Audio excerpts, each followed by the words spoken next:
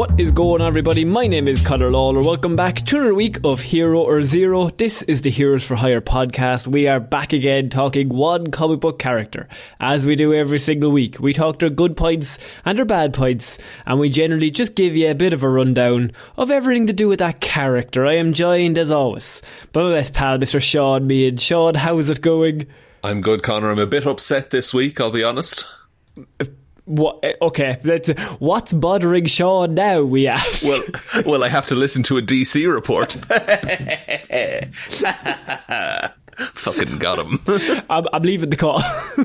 All right, okay. Well, folks, it's me and you. Too personal. Too quick.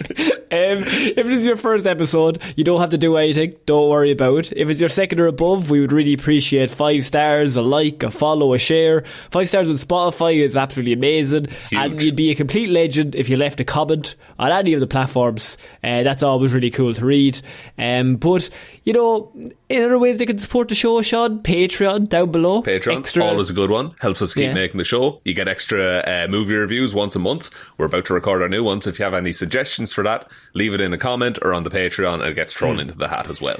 Yeah, so we've gotten through all that, Sean. As I mentioned, this is Hero Zero. It is my week, and I normally do DC characters, and you normally do Marvel characters. Yeah. And so it has fallen to me that I'm going to do a bit of a I was going to say a recommendation, but this was sent in to us a few weeks ago, and we're currently still working our way through a lot of the recommendations that everyone has kindly sent in. Big long list, by the way. Which we basically and look, this sounds like humble bragging, and it is, but like back in the day we could say send stuff in and nobody sent anything in, and so then we could make stuff up. But peek now, behind the curtain, we used to pretend we had a lot of listener interaction. But now people send us stuff and now I have to do things.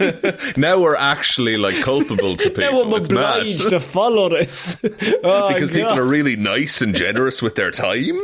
I hate them. They've ruined this for me. You've ruined it by being involved. No, so very kindly we're the a few weeks ago, fucking podcast. Very kindly, Davey sent in an Instagram post to us, and he mentioned that he would love to know more about some of the animals in comic books, some of the just the sidekicks, the super pets. The super pets. Okay, I know them, some of them by name. But not anything about what they're about. Well, it was already added into the list, and then one of our patrons, Waffles, sent in literally 2 days later and said, I would love to hear more about the animals in DC. So I have listened to the people, and now we are going to do a report on all the different animals that are currently in DC, because I couldn't concentrate on just one, because ultimately, there's not really a full origin story, and none of them have had full-on, like, comic book arcs over a decade. Look, not all animals in DC can be Chip, the Green Lantern, what is a squirrel. If you haven't heard the report on Chip, I would recommend going to listen to it. He's killed by a truck. I was livid, that entire report. What a guy. Think of Green Lantern, powerful ring, they give it to a chipmunk. Don't ask questions. Or a squirrel, what is he? Chipmunk makes more sense, but I think he's a squirrel. I think he's a squirrel called Chip.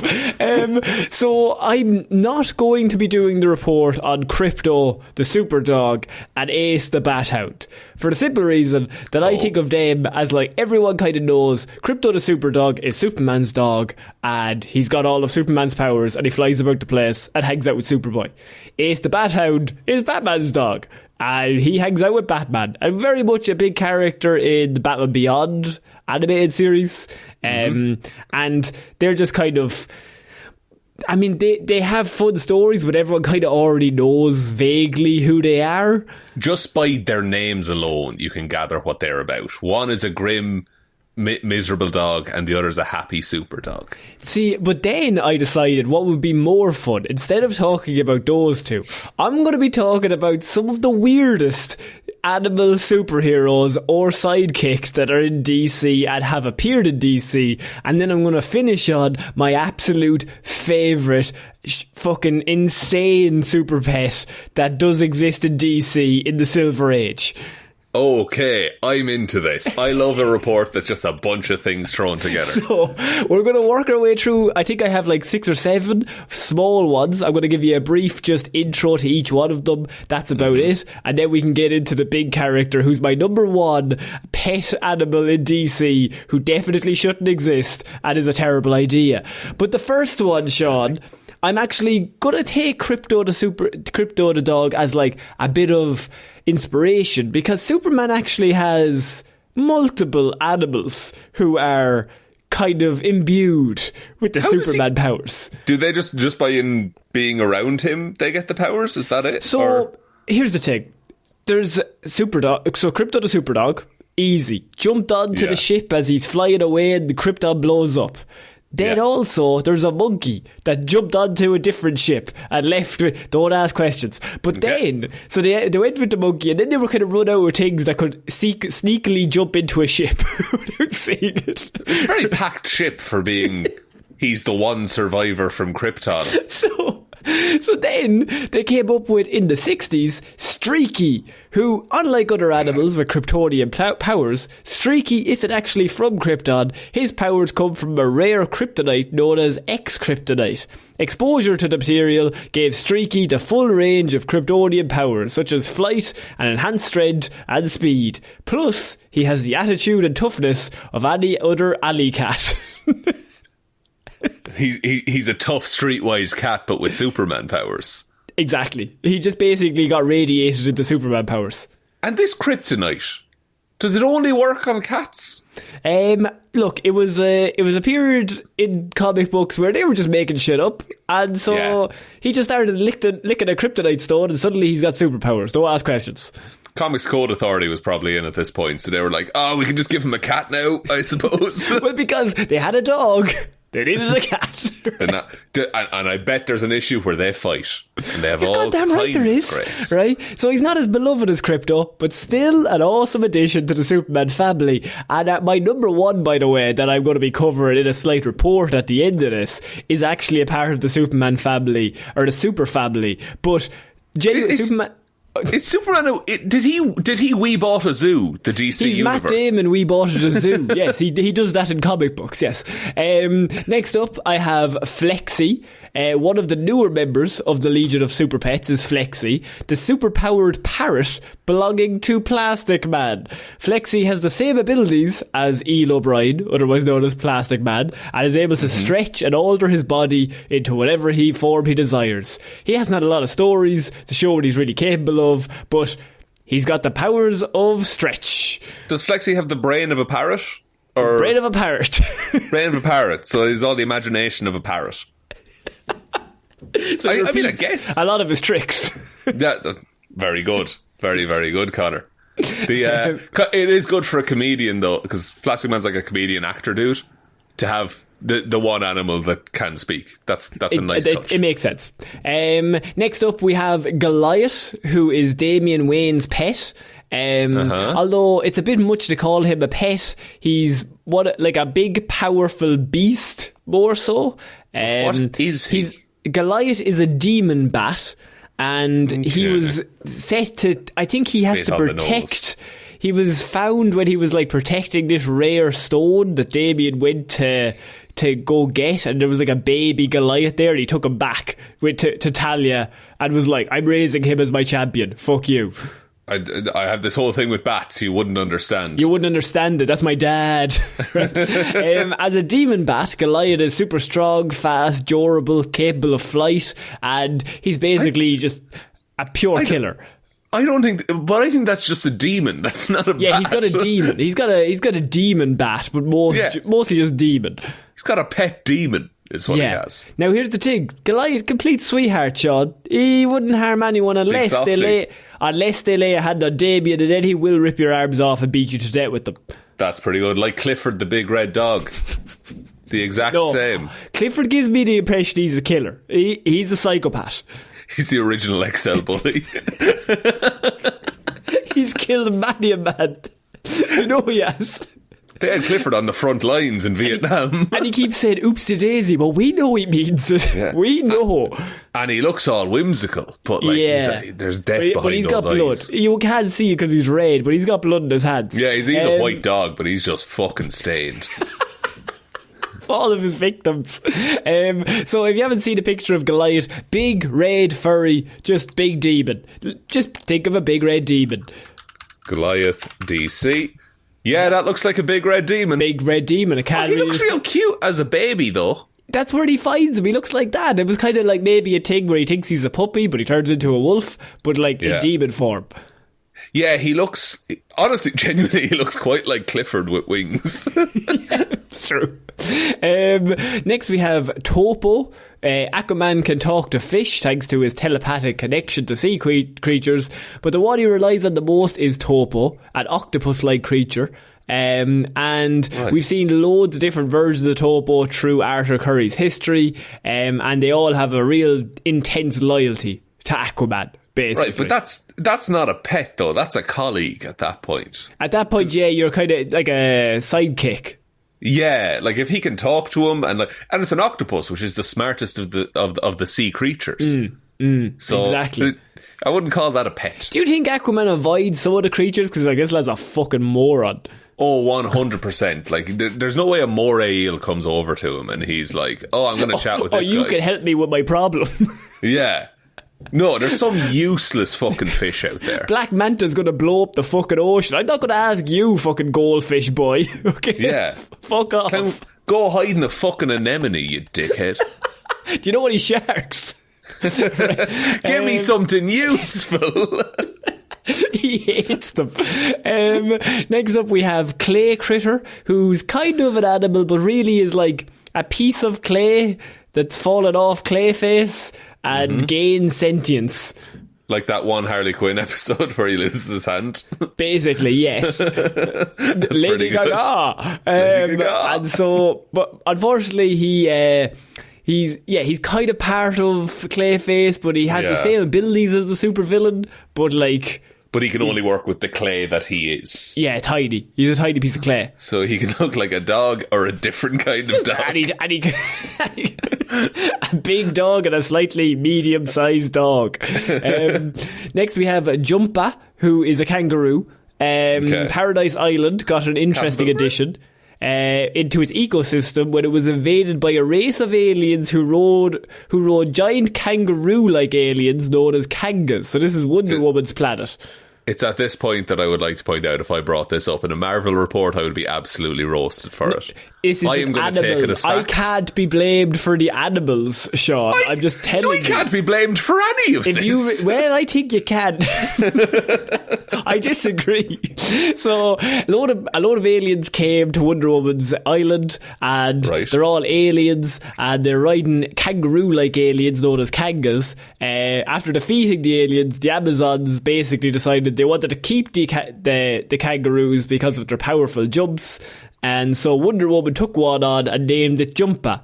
And Wonder Woman and Jumpa have an incredible bond that has lasted for basically all of Diana's life. Pretty cool. Regular kangaroo? No, it's an alien kangaroo, technically.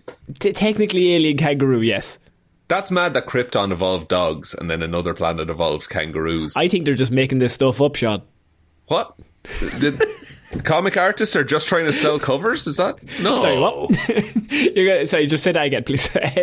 Next up we have a dog, D-A-G-G, who is Lobo's little dog, otherwise known as a dog. And if you don't know who Lobo is, he's a bounty hunter, and he just has this dog. Dog is kind of strong, nasty, and is able to kind of survive anything, but mostly is just kind of a dog. Okay. So just a tough regular dog. Yeah, but he's with Lobo, so he's kind of a dickhead dog, because they're like 1-2 punch. Oh, his friend is really strong and tough, but he's like a little guy that puts him into fights. Exactly, he's like a Scrappy-Doo. Like you with me. Yeah, you're 9'7". Right. Next we have Dexter, who's a Red Lantern cat. Alright. Okay. And Dexter was once an average Earth kitten named Dexter. And the poor cat's life came crashing down when his owner was murdered and he was kicked out onto the streets. Sorry, the cat has a tragic backstory. Basically, think of Bruce Wayne. So, owner gets killed, he gets kicked out into the streets. The Red Lantern Corps invites him in for some reason. Red Lantern is anger, is that right? Anger, yes, because he's very angry. He's just a prick of a cat. And then he uses his new powers to get revenge. Perfect. So the cat comes with a ring and kills the people that killed his owner. Outstanding storytelling. That's the best it's ever going to get. I wouldn't change a thing. Keep it that way. Take an early one. It's fine. We're going home. We've nailed that. And then lastly, Hoppy. So Hoppy is a pet of the Shazam family who has gained all of the divine powers of his owners. So Hoppy is a little bunny variant. And has all of the powers of Shazam, which is pretty good. Seems dangerous to give that to Seems dangerous. But, he's a little bunny. What harm can he do? He's got the power of Zeus and shit. Yeah, but it's cute. It's funny because he's so small and cute, but he's so strong. So you can see why I can't really do full reports on any of those people or those animals, because they just kind of get introduced as fucking silly ideas and then are never expanded upon. Yeah, it's just like, hey, here's the issue where they have pet trouble, and then now they have to exist in the universe forever. The only one, however, that is my absolute favourite, because of how terrible it is, and it's because, settle in, Sean, because we're talking Supergirl, and we're talking her pet horse, Comet, the super horse. Wasn't aware there was a super horse on the scene. We've got a dog, we've got a cat, we've got a monkey, and now we've got a horse. So, okay, how does the horse get superpowers? This is, I would say, the worst origin story we've ever covered on this. We've had some bad ones. We've had Black Condor. You might want to buckle up, because Comet is way more complicated than you might expect, even by the standards of the Silver Age. He has a history that literally covers thousands of years in both directions. The horse. Yes. I'm not even going to look up the lifespan of a horse. I know it's not thousands of years in both directions. It's definitely less. You in the equestrian school? that horse won't live for thousands of years, I'll tell you that. I'll tell you that for a fact. Sorry to bum you all out, but no, it's not going to be 1002, I'll tell you that. So where do we start? His name's not actually Comet, he's not actually a horse, and if we're being honest with each other, he's only some definitions of super, so that's where we start. Okay, throw out everything you know about Comet the Super Horse so far. Yeah. To figure out how we got the Comet, though, we have to go back to 1955, and that was the year that Otto Binder and Kurt Swan brought us Krypto the Super Dog, which is pretty good. As strange as it might sound, an indestructible flying dog from outer space, Krypto has the distinction of being one of the real first connections for Superman to Krypton, and people like that, because he's from his planet, so it kind of brings him back.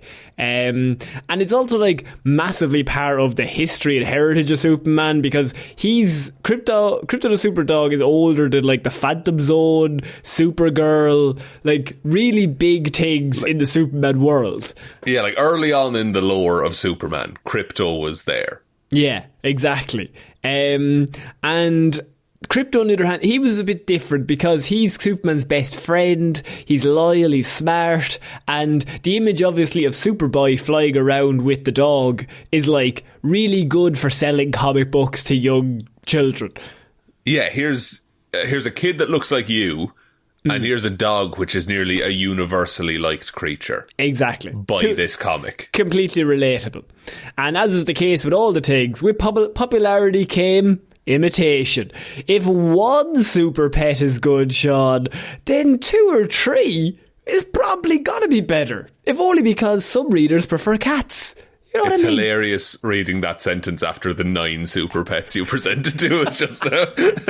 Each one declining in quality. With crypto acting as proof of concept, there's no real reason to not just introduce an entire caped pet store. The only problem is trying to figure out the origin story, Sean, because this stuff is vital. See, the thing about crypto is that he's the perfect combination of being like bizarre, but also propping up the mythology, because he's like part of the origin story. His origin is completely understandable because he like leaps into the ship, into the rocket just before it leaves, and then he's in there. And no one else on Krypton could do that. No, none of the humans were able to. They all got killed big time. And so, like, now they have a dog. Very nice. But how do you do the thing of all of the rest of them? So you have the monkey who accidentally jumped into the different ship. You know how it is. And so they came for the rest of the super pets. So then with Streaky, as I mentioned, Jerry Siegel and Jim Mooney went with another pretty simple idea. Having a piece of strange kryptonite caused the permanent mutation, so he doesn't have to be on a ship. Yeah, so it sounds like even then they were like, oh, it's weird if they're all just also on the ship. By the time they got to the horse, though, all the obvious ideas were taken, which is a problem. It's a little bit tough. You've written yourself into a corner there. Yeah. Why did they want a horse so badly? Supergirl, like... Girls like horses? Little girls like horses, and like My Little Pony in the 60s? I don't know. Maybe. I will say I don't like horses. I think they're too big. But anyway, I don't trust them. What are they hiding? They're too smart. They're too fast and strong. Which brings us at long last to Comet in his first appearance in 1962. Siegel and Swan didn't even have an origin. Just in things weren't already complicated enough, Comet's first appearance is actually in a story set in the future, where people from the future go back to their past, which is still our future. So people from like the year 3000 come back to the year 2100. Right, but in 1962 that's the future. Yeah.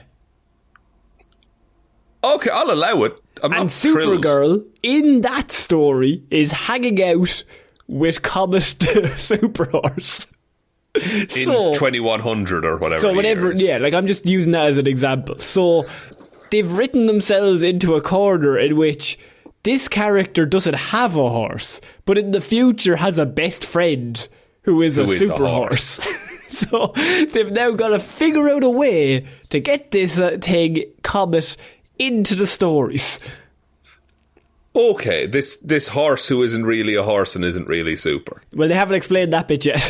No, it's too early. That comes later, please. And so the first appearance wasn't until 7 months later in Action Comics 292. But even then, we wouldn't get an origin story. Instead, there's an extremely complicated setup where Supergirl sees a movie about a very smart horse and then keeps having dreams about how nice it would be to have her own horse, to the point where they become a genuinely worrying level distraction from her day-to-day life. So she's like fighting crime and stuff, being like, God, if I had a horse, jeez, I'd be so happy. Yeah, she's voting on things and saying like nay, and then she's like, oh man, imagine the seats. You're really dressed pretty. Think of a different horse. I'll be honest, I'm going to be useless for the next few minutes while I start thinking of horse puns. Eventually, she and her parents decide that the best way to deal with this is to go on vacation to a ranch that is, for some reason, named after Supergirl. And sure enough, there's Comet at the ranch. Wait, Supergirl has parents? It's the 60s shot. It's 1962. Sorry, continue. They haven't rewritten everything yet, right? We haven't had a crisis. We haven't had a crisis yet, right? So anyway, we don't actually get to the origin story until the next issue, marking 8 full months from Comet's first appearance to readers finally actually finding out what his deal is. It might not sound like a lot, because now you might have maybe one a month, but in the times of the 60s, they used to do 3 complete stories in each issue, which meant that people miss out. They did 3 complete stories in every single issue for 8 months and never reintroduced this character they randomly showed in a story. And people were clamouring, being like, where's the horse? Where is he? What? My wife, she's asking me, where is the horse? Why do I not have the horse? When will we see the horse? When will we see the horse? So it's tempting to think that the writers just wanted to put it off as long as they could on the account of they didn't have an origin or really any idea of how this fucking thing existed.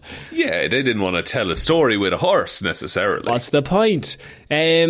So they remember how I said that Comet the super horse is neither of those things? Well, yeah. This is where we find out what he actually is.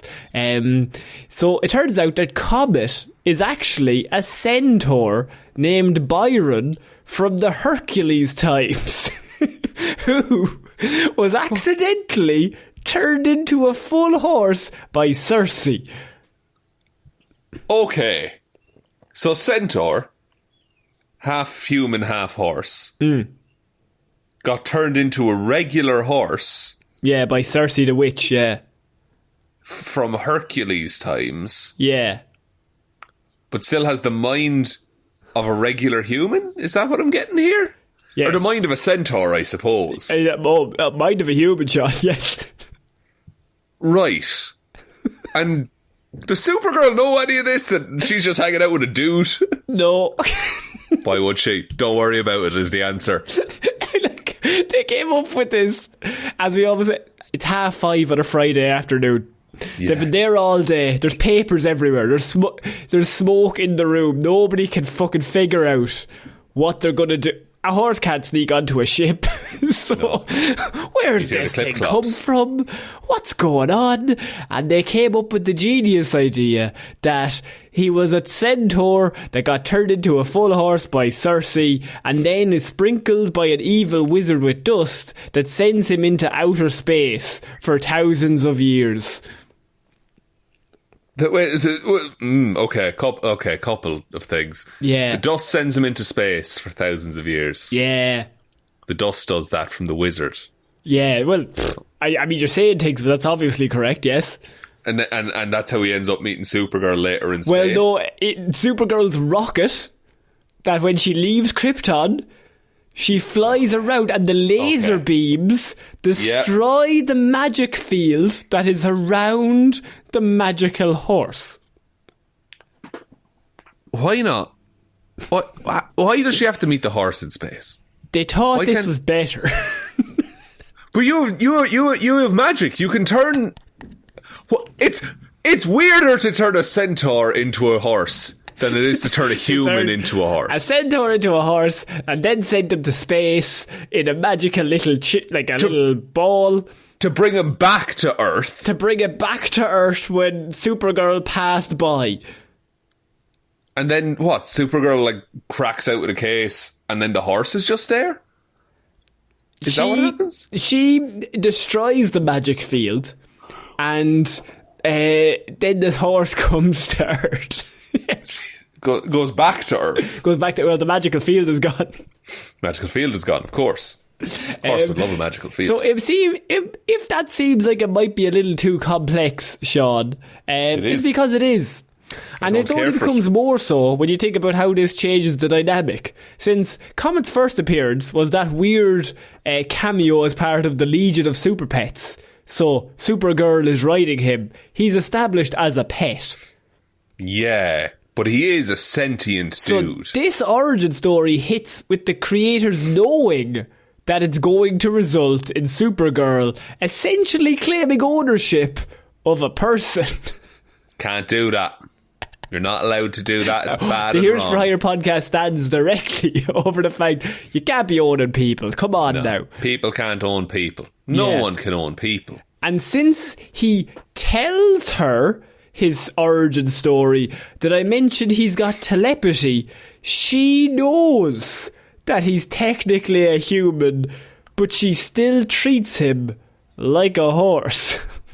Does he sleep outside? You know? Is that allowed? It gets weirder. What kind of food's he eating? Is he eating just hay and shit? Is she giving him a lasagna? What's the story? Yeah, like what do you feed a horse who used to be a man? Is the question. That's the real question. But Sean, it gets weirder. Because even though he tells her the gritty details of his origin story, Comet does keep one secret from Supergirl. See, because of the mystical effects of an actual comet that seems to pass near Earth at one stage, he sometimes turns into a full human when a comet passes by Earth. No. He doesn't. Yes. We're not allowing that. No, he does. It's a magical comet. Okay, so now, if we're to trace it, Centaur turned into regular horse. Yeah. Who occasionally changes back not into a centaur. No. But into a full human. Yes. When the comet is near. Yes. And how does he negotiate? Like, what happens in his own life when that change occurs? Well, in Action Comics 311, Sean, we found out because after he gets over a brief bout of amnesia, he ends up using his experience as a horse to become a rodeo star named Bronco Bill Star. That's okay. So now at this point, the former horse, who's a former centaur, is now riding other horses for profit.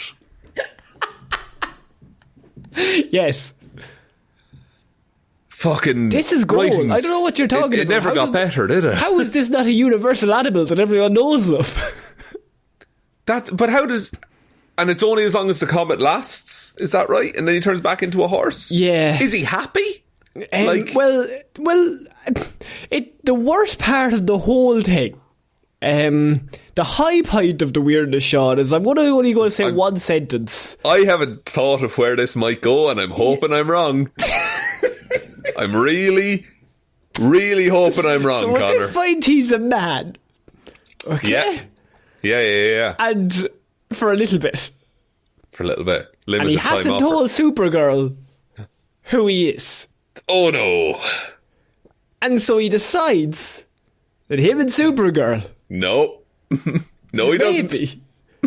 Have a little romance. Okay. There's a lot to unpack there. So he's riding animals who are just him. Yeah. And having sex with a woman who doesn't know that he's a horse. And is also her friend / pet. It's all very icky to me. He doesn't tell her who he is, by the way, either. It never comes up. It never tells her. It never naturally comes up. No, she doesn't know. She just thinks she's dating Bob. You know what I mean? Wait, she thinks she's dating Bronco Billstar.